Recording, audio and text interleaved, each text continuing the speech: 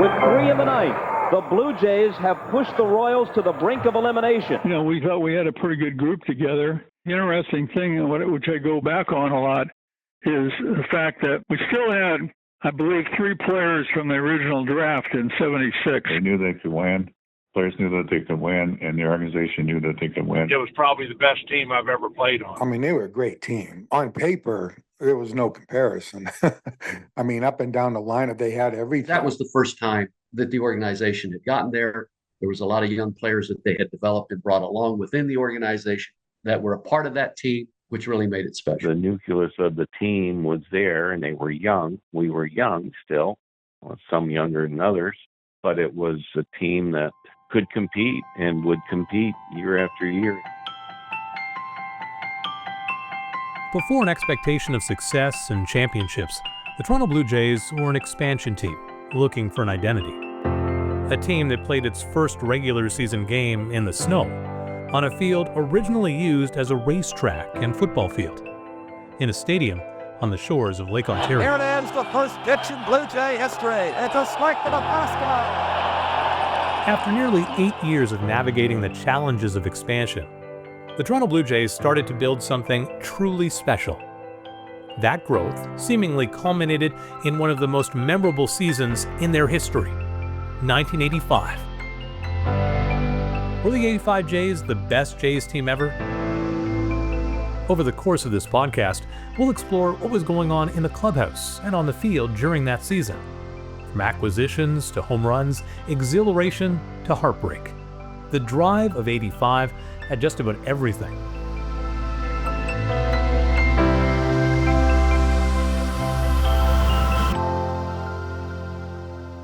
I'm Sam Charles. This is OK Blue Jays, the emergence of a franchise. 9 years in the league, and now the best in the toughest division in the game. Toronto. Tuning in on Toronto, Blue Jay observers visualize a pennant. There's a drive to George Bell. He's got to come in. He's there. He's got it. The Blue Jays have won it. The Toronto Blue Jays have opened the most important series in their 9-year history. They're playing the Kansas City Royals to see which team goes on to the World Series. Some 40,000 fans at Exhibition Stadium in Toronto are ready. One win from the World Series and the first non-American team to play in the Fall Classic. Opposed. Okay, Blue Jays, let's play ball. Episode 1, The Architect Builds a Franchise. I was 9 years old in 1985. The Jays were into their 9th season in Major League Baseball. The process of Toronto even getting a franchise is pretty interesting. Stephen Brunt's Diamond Dreams and Maxwell Cate's Time for Expansion Baseball are 2 great resources if you want to learn more about the franchises that nearly moved to Toronto, including the Giants, Indians, Boston Braves, Philadelphia Athletics, and the St. Louis Browns. Or you might be interested in the business end of things, where Labatt's Breweries decided it wanted to increase market share in Ontario and saw an opportunity through Major League Baseball. Over the course of this podcast series, we'll take a look back at the 1985 season and the years leading up to it. Pat Gillick was the team's architect, its general manager for nearly 20 years. I remember when I took the job and we got the expansion club, I told the owners, I said, the one thing you have to realize with an expansion club is you have to be patient.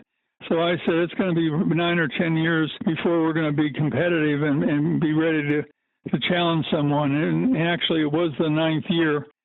And I told them the reason was that you drafted a lot of players and they had high expectations for them. And percentage-wise, there's only a elite group that pan out. And usually when they get to the big leagues the first year, they're usually not too productive. They have to get their feet on the ground. So it probably takes to put the whole group together to get players out of each draft.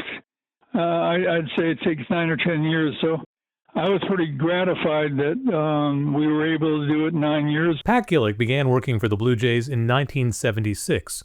Initially as Vice President of Player Personnel before being named Vice President of Baseball Operations and General Manager in 1977.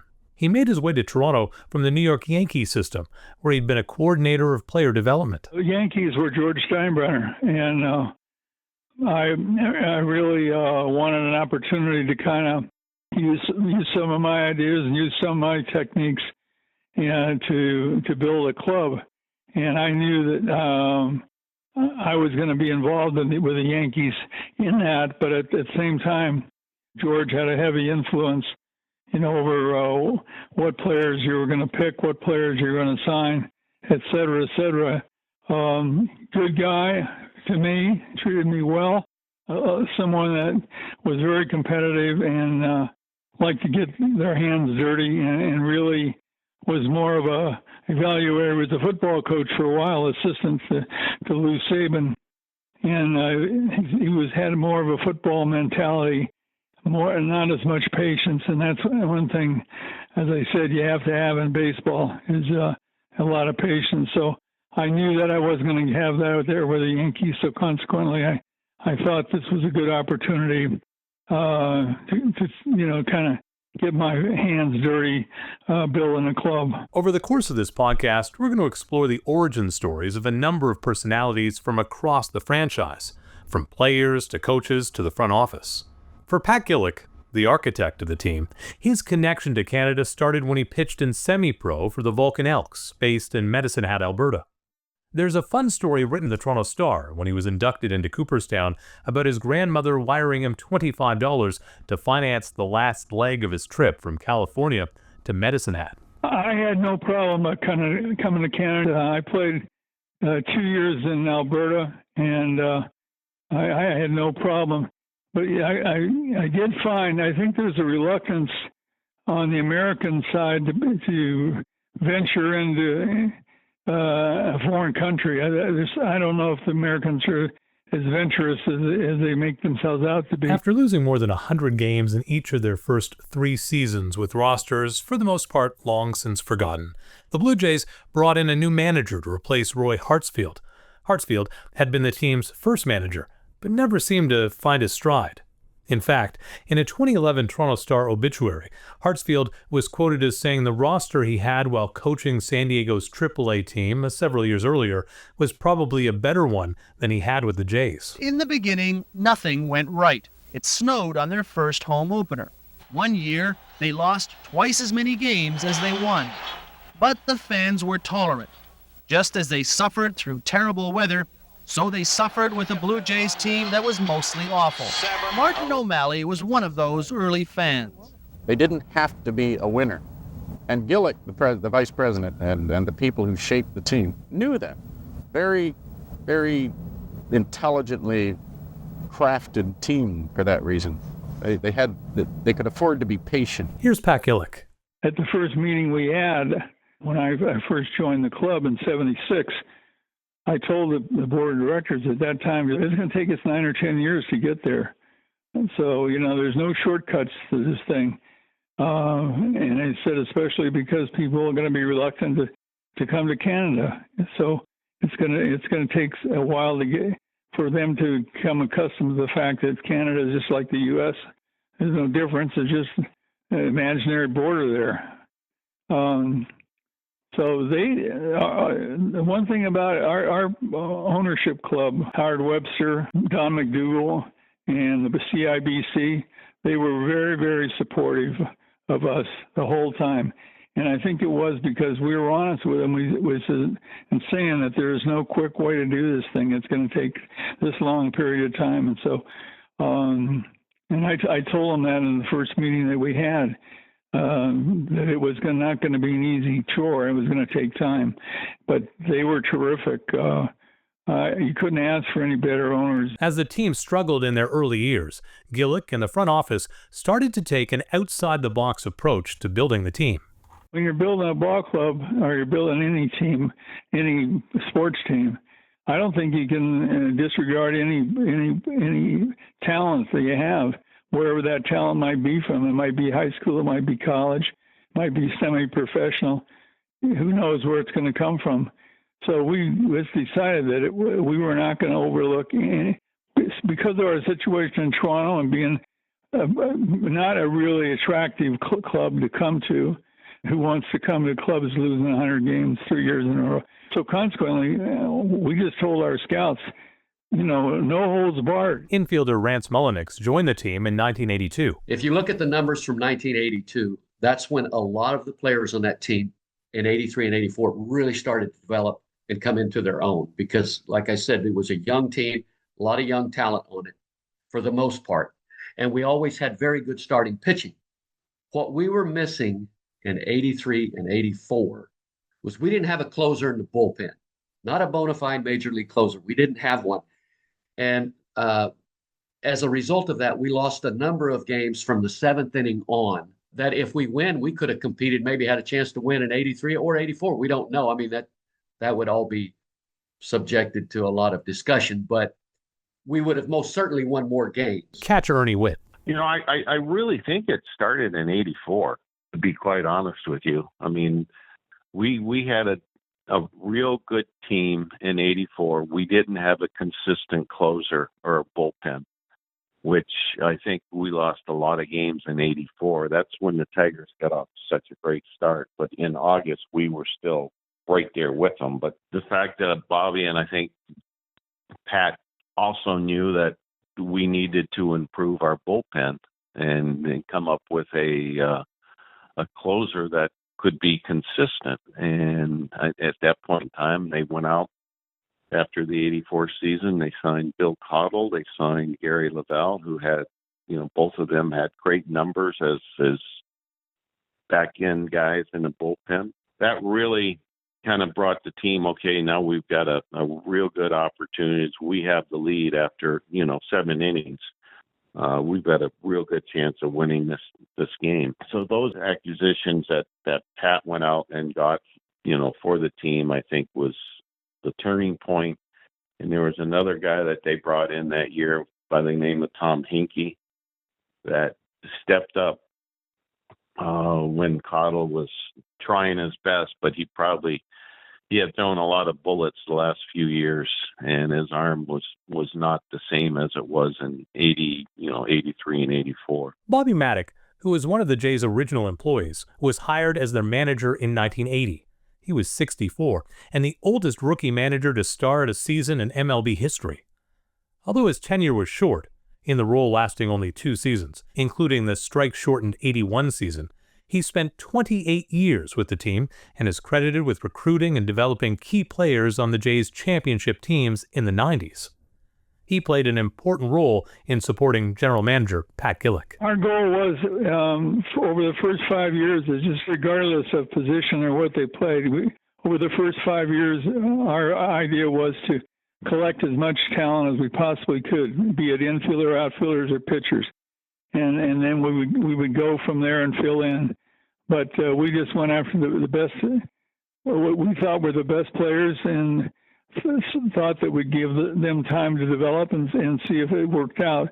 And so consequently, we didn't really bear down on positions. We bore down on the players as athletes. At the end of the 5-year period, we started to fill in the pieces, tried to sign players that supplemented what we had or fill the void that we had on the ball club. The Jays made a big leap in the standings starting in 1982, which coincided with the hiring of manager Bobby Cox. Well, he and I go back a ways. He was managing, when I was with the Yankees, he managed our AAA club at Syracuse. I was I had 11 years down at Houston, and I was involved in Latin America. He was managing in Latin America, so consequently, I got some players, American players, to supplement his club down in Venezuela. So we had a relationship going back to about 1964. Cox spoke briefly about working for the Jays when he was elected into the Baseball Hall of Fame. Pat and I had been friends for a long time prior to going to Toronto. And he told me, and I researched it a little bit, they had a lot of young kids coming, not quite ready to win probably, but it didn't take us long to do something. And again, that was one of my most enjoyable 4 years of my career. He was anxious to come to Toronto, and I didn't have to do much to convince him to come. And so consequently, got lucky and got a Hall of Fame manager, and he did a great job of getting our guys up to 1985 when we won the 99 games, and then left and went back to Atlanta. But he really set a foundation for the club with the period of time that he was there, and we learned how to win, and we learned how to carry ourselves, and we learned how to be respected. So Coxie, he deserves a lot of credit for kind of putting the finishing touches on getting at least to this situation that we were competitive day in and day out. When we went to the park,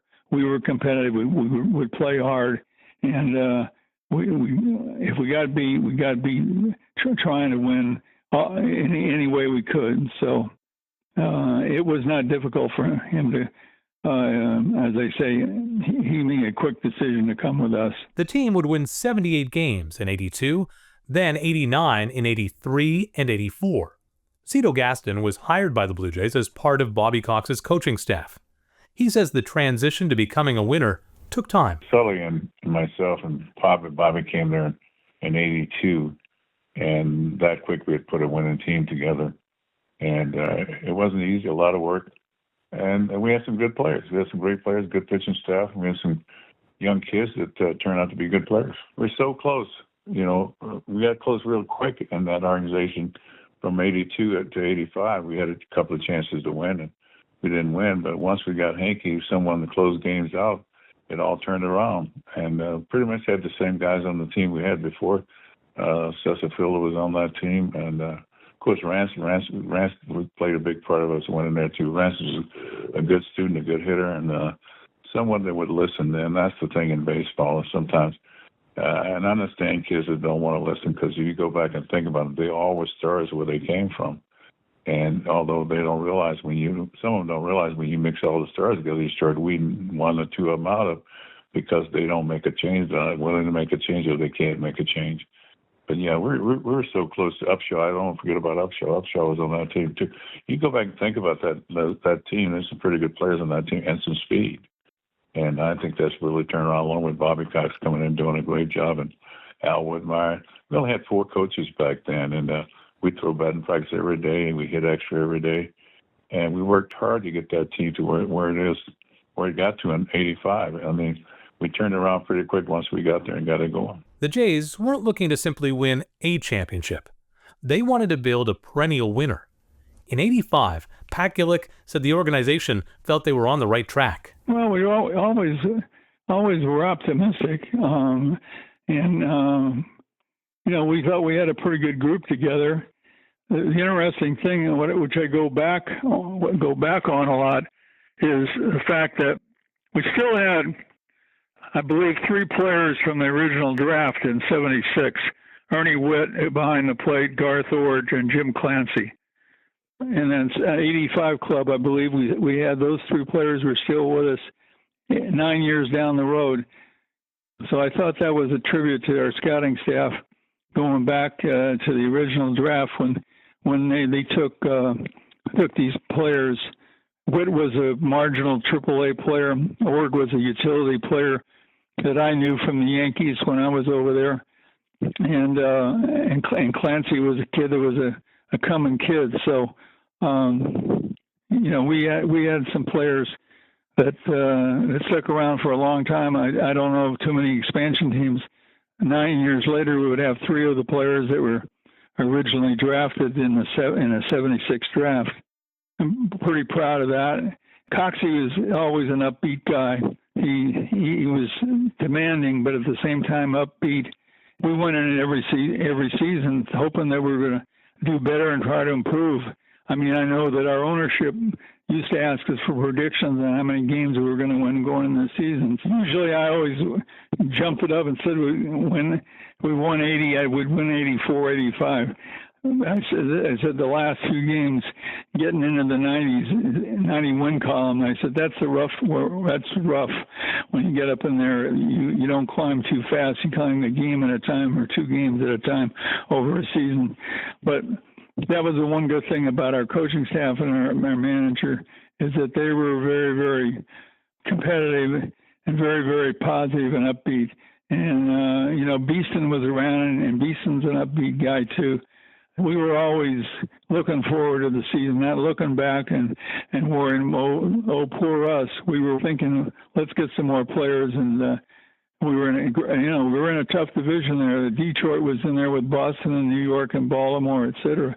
They had it was a tough division we were in. So we had to be upbeat, because if we weren't upbeat, the players weren't upbeat. When I asked Cito Gaston what was the key to the team's consistency in the early and mid-'80s, he said it was a little bit of everything. The full team effort. We had a pretty good staff, starting staff, and then we had some good players, some good hitters, some guys that could run. And that year, we first and third guys a lot of times. With guys on first base, ball hit between second and first. Guys go from first to third, and that's called speed. There, you have speed. So we had speed. There's some good. And, we used to lead the league in defense a few years in a row there too. So, combination of just the whole team doing their jobs, playing the right way. And I just think that. Go back and look at that team. Some of the guys play on that team. They're not all Hall of Famers, but they had pretty good careers, and we just put together a good team. And of course, I like to thank Paul Beeson for doing that too, because I know Gillick was the general manager, but I do also know that between the fans packing that stadium every day, giving us the opportunity and money to go out and get these players and keep these players, I think you have to give that to Paul Beeson. Also, Gillick, he put the team together. So we had some good leaders in the front office, so that helped quite a bit too. But that team was just a solid team, that it was just we had some power, we had some guys who could run, Thomas could run, Willie could run, Upshaw could run. The whole team, you look at that whole outfield out there, they all could run. Aaron Infield was about the same. I guess Rance and Garth used to switch off playing third base, and I love Rance to death, but they might have been the two slowest guys on the team. You can't forget Ernie. Ernie was probably the slowest guy on the team, but he's a catcher. In 1985, the team would win 99 games, a remarkable feat considering the team played in the toughest division in baseball. Here's Rance Mullenix. One of the things that made both the divisions tougher, I believe, is the fact that there were at that time only two divisions in each league, and for a number of years in the 70s and most certainly in the 80s. Everyone felt that the toughest division in baseball was in the American League East. The reason for that, I believe, is those teams typically had a little more talent, a little more pitching depth than the Western Division of the American League had at that time. And I'm not sure how you could frame that maybe or why that happened. But the Orioles, going back to when Earl Weaver took over, they built a tremendous organization that was very successful, had a lot of years and a lot of success. Of course, the Yankees at that time were owned, going back to the 70s by Steinbrenner, who was willing to spend money and build a franchise to where eventually year in, year out, they were going to be extremely tough. And they had the wherewithal to sign free agents and fill slots that they needed to fill that maybe some of the other teams didn't. Of course, the Red Sox had great tradition and a lot of tremendous players. And sometimes they were a little short pitching wise, but I think basically a lot more tradition there. Some of those clubs had been around longer than, let's say, Kansas City or the Angels, who were expansion teams. Most certainly Seattle was a young expansion team at that time. I think you combine all of that together. That's why that division was so tough. And going into 85, I believe we were really ready at that point to make a real run at winning the division. Well, the Yankees, during that stretch, they were winning like 90-something games every year. It seemed like always one team had a better year, Toronto or Baltimore or Detroit or somebody. And it was tough, and for us, fortunately, the West wasn't as strong. So, we were able to sneak it out and win the division and, get ourselves in the playoffs. Because once you're in the playoffs, it's, like I said, just my experience and, scouting with San Francisco too, and going through those World Series, it's pitching. Pitching is a huge part of it. And the teams that pitch the best are the ones that usually win. And that's really what it boiled down to. Our pitching was just outstanding. That was former big leaguer Steve Balboni. In 1985, he was a member of the Kansas City Royals. Next time on OK Blue Jays, the emergence of a franchise. We look back at the roster that led the franchise to its best regular season ever. We felt that we had improved our team from the 84 season and that we had a legitimate chance to compete with anyone in our division. And the confidence was there. That was the first time that the organization had gotten there. There was a lot of young players that they had developed and brought along within the organization that were a part of that team, which really made it special. We had a good rounded club and a very versatile club and a pretty good balance of right and left-hand pitching, and also left and right-hand hitting. We're always looking for another guy to put us over, so I think that's the reason. In 85, we probably made a few more deals. That year, I knew that we had some good players from that team. Actually, that year, I remember taking Willie Upshaw and Mosby down the third baseline one time before we had batting practice. I said, listen, second half, I said, we can't win this without you two. If you're enjoying the show, please share it with others or even rate it. And if you have the means, consider making a donation to Jays Care, your local food bank, or a charity of your choice. If you want to share your memories or thoughts, email me at okbluejays@mail.com. That's okbluejays@mail.com. I'm Sam Charles. Thanks for listening.